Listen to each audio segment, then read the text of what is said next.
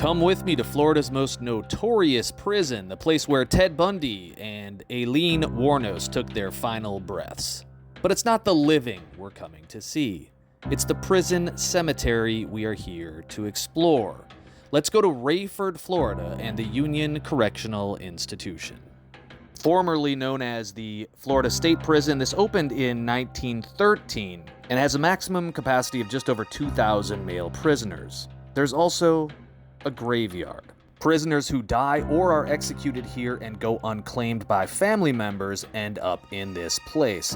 This first grave I found is L.A. Horsted. He was guilty of second-degree murder back in the 60s. This is David Winship, guilty of sex crimes, died in the prison.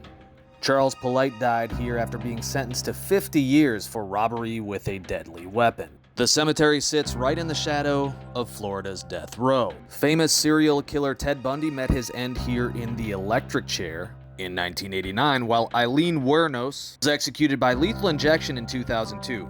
Now, Daniel Rowling was known as the Gainesville Ripper. He was executed here by lethal injection as well in 2006. The electric chair is still here. The last prisoner to be executed with this method was Alan Lee Davis in 1999. Prisoners can still choose this method if they want, but for the last 23 years, nobody has done so.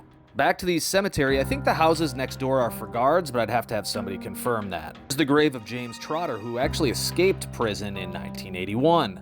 This prisoner is completely unidentifiable. I think the lawnmower got the best of this plaque.